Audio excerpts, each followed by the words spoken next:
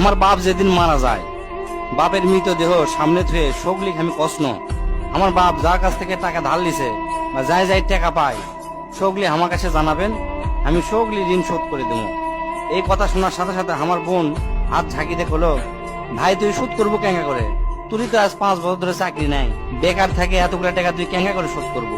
বুনক আমি আস্তে আস্তে অভয় দিয়ে কোনো চিন্তা করিস না বোন, বাপের সব ঋণ আমি শোধ করে দেবো, 1 টাকাও ব্যাংকে থমো না। পরের দিন সকালে ঘুমোর থেকে উঠতে না উঠতেই দরজা খুলে দেখি বারান্দার 4-5 জন লোক বসে আছে, পাওনাদার। দেখে আমার গাও ঘামে উঠলো। অকেরে কি কমো, আমার মুখের ভাষা আসলো না। রাতটা ঠিক মতো পার হবার দেয়নি, আসে হাজির। সামনে যাতে একজন খাড়া হলো, খাড়া হয়ে আমাকে করছে, আমি অমুক ব্যাংকত থেকে আসছি, আপনার বাপ তার বেটা বেটির নামে 20 লাখ টাকা ব্যাংকত থুয়ে গেছে, তাড়াতাড়ি ব্যাংকত আসেন। বাদ বাকি 4-5 জন যারা আছে তারা শোকলি করছে আমাকে সমিতিতে আপনার বাপ 20 টাকা করে জমা করেছিল, আরেকজন করছে 50 টাকা করে জমা করেছিল, আরেকজন করছে 100 টাকা করে জমা করেছিল। এলে টাকা নেওয়ার জন্য আমাকে সমিতি অফিসে আসেন। পরে সব হিসাব করে দেখি বাপ আমাকে জন্য প্রায় 37 লাখ টাকা জমি হয়ে গেছে। টাকাগুলা হিসাব করতে করতে আমার একদিন রাতের কথা মনে পড়ে গেল।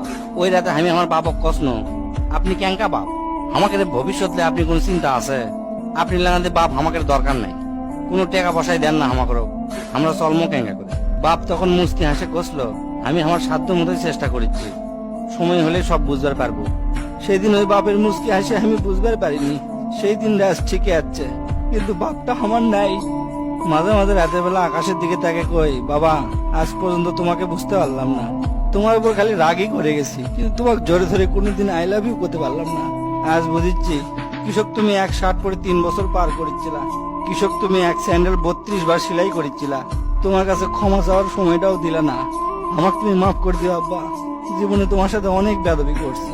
তার কয়েকদিন পর খোঁজলে দেখি আমার বাপ কারো কাছে 1 টাকাও বাকি করেনি, 1 টাকাও ঋণ করেনি, বরঞ্চ অনেক মানুষক টাকা ধার দিছে, তারা এসে দিয়ে গেছে। তাই তোর হাত পাও ধরে কই, দোস্তরা তোকে বাপ অনেকেই বেঁচে আছে, বাপের সাথে কোনোদিন বেয়াদবি করবো না। বাপ যে কি ভালোবাসে এখন বুঝবো না, পরে বুঝবো দোস্তরা।